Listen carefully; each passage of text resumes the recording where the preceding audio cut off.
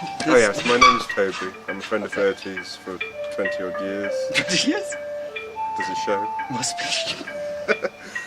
I'm a furniture maker, come entrepreneur, come millionaire, come pauper.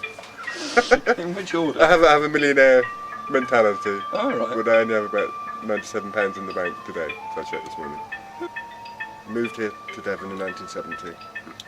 Befriended the local farmer. I thought you lived on a farm down here. No, in Hertfordshire. Oh, right. And we bought a small holding down here. Ah, and that was it. And the local farmer was very kind to us. You know, I was probably about 6 years old. We used to go and drive his tractors, but we always used to go and help him haymaking. And from then, till I was, well, I still help them now occasionally. Right. You know, very proud. Yeah. Never been anywhere, but know everything.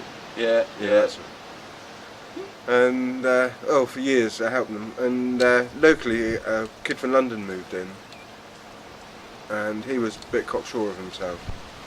He'd done everything. Everything was much better in London. Devon was boring, and he was always fascinated why I went haymaking, because I only got paid about £3 an hour at the time, which is nothing. I could earn £5 an hour picking eggs or something like that. Yeah. But I always did it because it was just damn good fun. Hard work, 11-hour days, right into the 12 o'clock at night. Good people. Good hard work. Always got fed, didn't care, had a good laugh. Good meal? Always a good meal. Good fry up about 11 o'clock at night. Do you get itches? All the time. Yeah. All the time.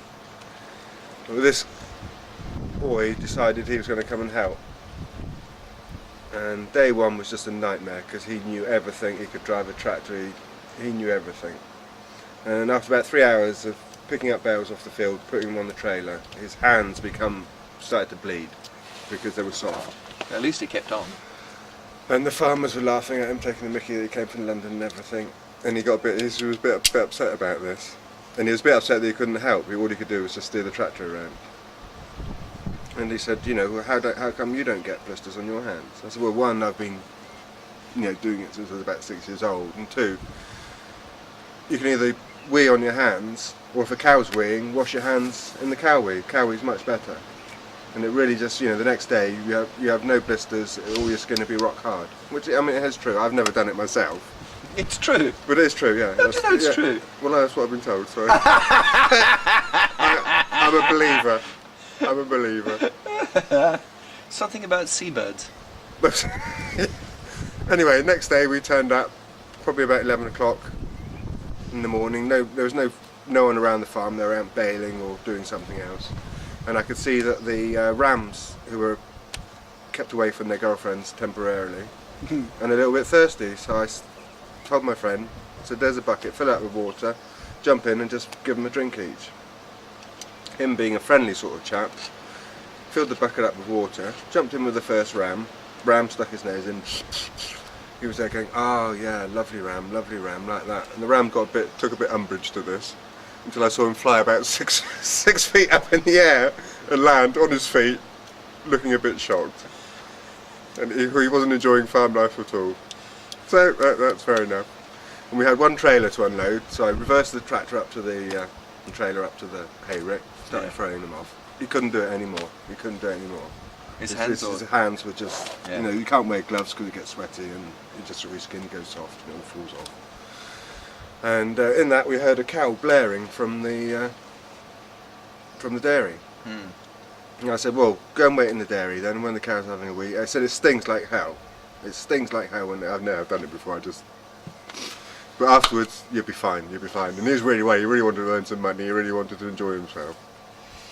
So we went to the dairy, and sure enough, there was this lone cow tied up blaring.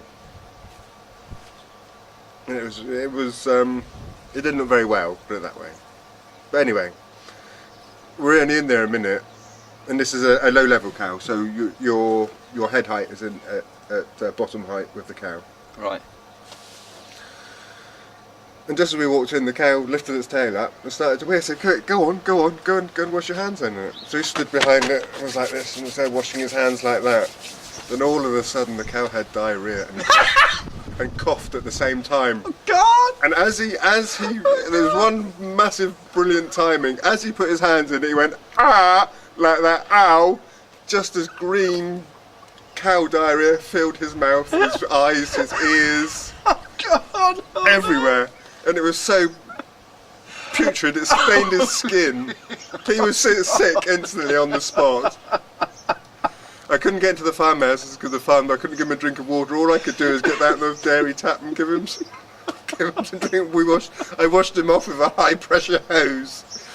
And to this day, the expression on his face is Oh God, that marvellous. is awful. That really is.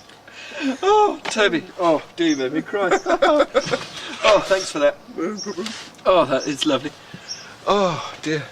After this day, I mean, we finished probably about 10:30. My friend couldn't go home to his parents' house because they were out for the day.